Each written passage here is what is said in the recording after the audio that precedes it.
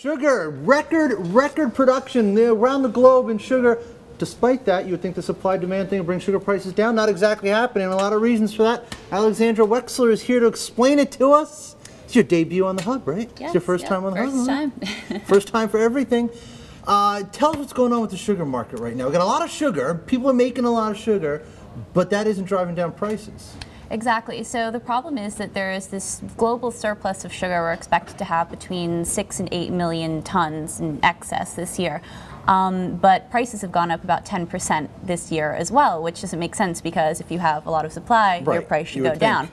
So what's happening is there's a short-term supply shortage where we have the sugar, but we can't get it to where it needs to be. So top consumers like the U.S. and China are just, struggling to try and find sugar. The EU as well. And why exactly is? I mean, I know you talk about Thailand, the ports. Like some of it is very specific issues. Like in Thailand, they just don't have the port capacity to move everything. Right? Exactly. So in Thailand, there's congestion at the ports. There's only there's a limited number of deep water loading docks. Apparently, they're also now having trouble getting enough trucks to take the sugar from the farms to the ports. In the EU and India, there's troubles with policies in terms of, oh, we said we wanted to export this much, but it's just very complicated sort of policy issues are keeping the sugar from being able to move freely to where it needs to go. But the big thing that people are looking out for now is a big Brazilian crop that's expected to come. Exactly. And the Brazilians won't have problems exporting it. Is that right? Exactly. So the Brazilians are expected to export, or they're expected to have around 33 million tons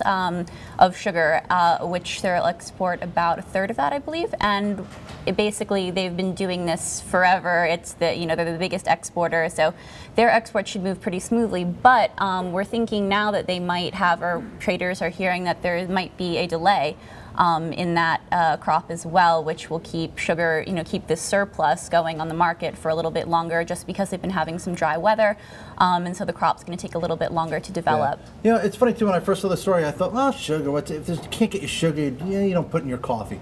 But actually, it's a very key ingredient. And you talk about how some in Europe there are assembly lines shutting down. I mean, a range of industries and companies will be affected. Anyone involved in food would be affected by this, and is being affected by it, right? Exactly. Yes. So I mean, it's a hugely important commodity. I mean, it's it's in pretty much everything. I mean, it's in a ton of things that we eat. I mean, anything sweet, cookies, biscuits, any kind of dessert. I mean, there's you need sugar for that. So I mean, it could create a lot of problems for a lot of companies that produce these kind of products. And have any companies in the United States that you've been tracking said anything about having to raise prices or having to change their processes? I haven't heard anything yet. I've heard from a lot of companies, that hedge in the sugar markets, that they're already, looking towards March of next year, and just trying to lock in prices now because they're worried that sugar prices could continue to increase, especially because in developing markets they're consuming more and more of these products that have sugar in them. So the world demand is just going to keep going up.